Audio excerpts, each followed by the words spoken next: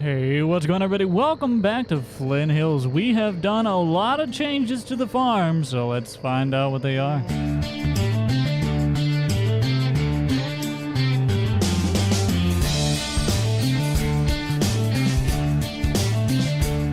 As always, if you guys enjoyed today's video, make sure you give it a thumbs up. We're trying to beat Austin Farmer to 100,000 subscribers.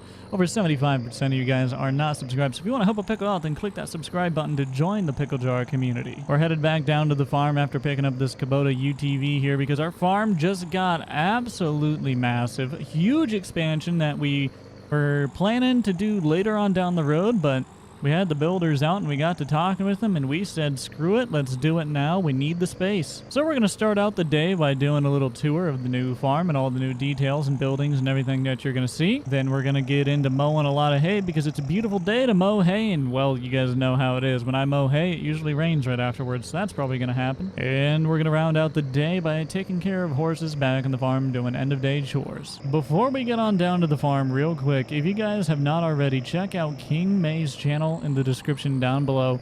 King May spent over 18 hours just recently in the last 24 hours. Well, last 48 will make it.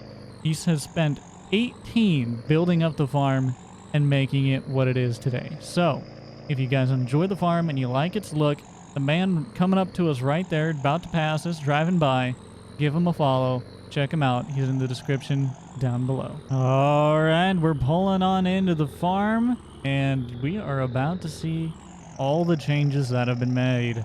Let's pull on in right here. As you can see, we got signs now, so visitors enter that way. Farm traffic kind of goes off over here, making that turn, looking fine. So let's go check everything out. All right, so moving along, you see everything that you're used to seeing. The good old loadout pen there.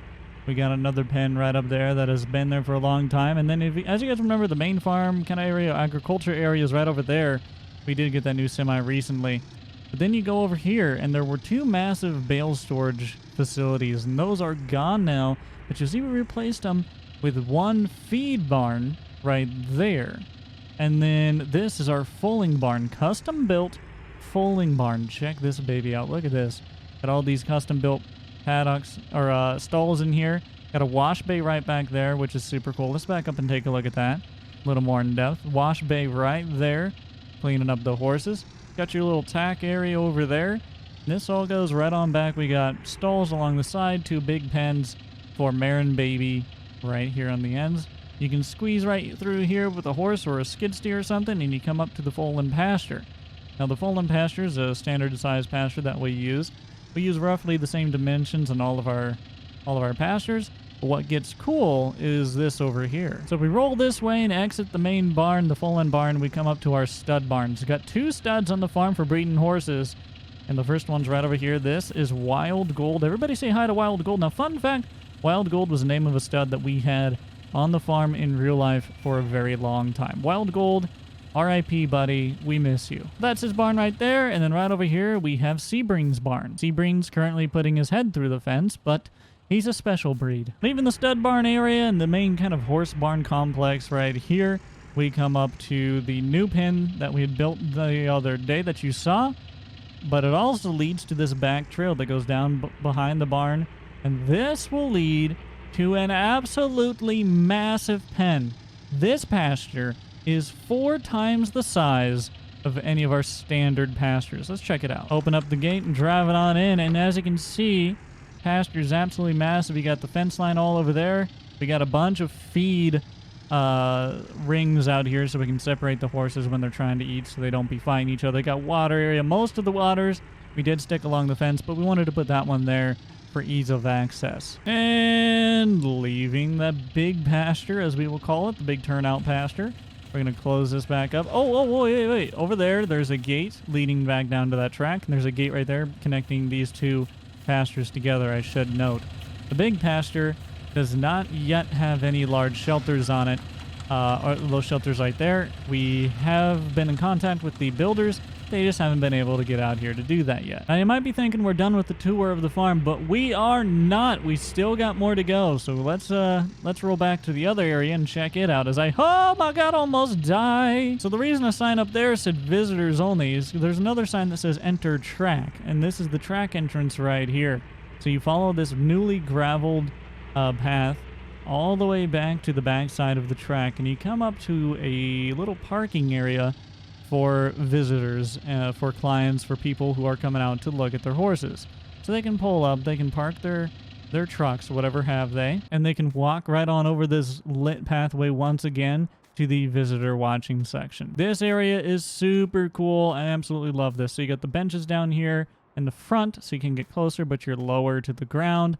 And then if you go top side, you can walk up this plank here, and you can end up in these two kind of deck balconies overlooking the track. This area is so cool. All shaded. You got water, got a grill if they want to grill out. Like, just super, super cool. Probably one of my new favorite areas on the whole farm. But all right, now that you guys are caught up on all the changes to the farm here recently, looks like crops are doing well out here, by the way. We really need to spray. We're kind of really behind on that, but let's not talk about it. We are also really behind on mowing hay, so we're going to get in the tractor, and get to work on mowing hay here today. All right, so we're down here at the alfalfa field. Let's go ahead and get the mow hoe unfolded, and we are going to get to mowing. As you can see, we came out here earlier and we did a little test strip here to check moisture and everything, and it was all looking good. So we're going to get rolling. It is just about the perfect moisture. It was a little wet, so that's why we didn't continue. But we came back out here and checked it, and it's all looking good. So drop her down, turn her on, and we're going to mow some alfalfa. So this field's really, really small. I think we're only going to do about a 2 headland pass or so. I don't think I want to do 3, especially for our windrower. 2 headland pass is just perfect. That'll end up with 1 headland all the way around, and we'll just go up and down the field for the remainder of the portion. Well, I just got off the phone with the man, the myth, legend, King May. He is headed back with the other mower right now. We're going to be able to get these knocked out relatively quick once he shows back up here. In doing so and talking with him, I accidentally went 3 passes on my headland here. So now I got to decide if I guess I got to do a 4th at this point. Oh, we're missing. Oh boy, I need to pay better attention. We are making good time. Problem is, it's dinner time, so we needed to have made better time. You said we put some steaks on the grill.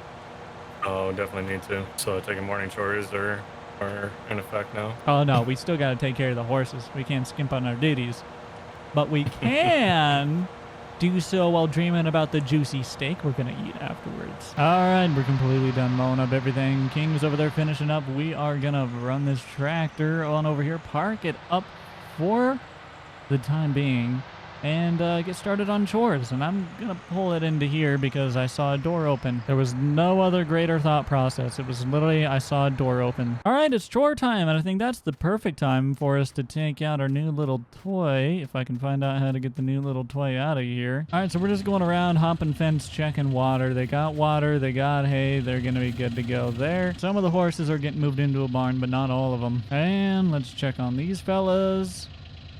Boy, I sure like making it difficult for me to get out, don't I? And I see water, and I see hay. They're looking good. Just got them all checked. They are all watered. They all have hay.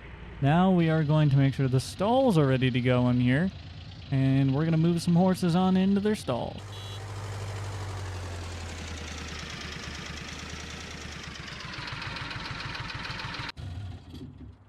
That thing sounds like it's had better days.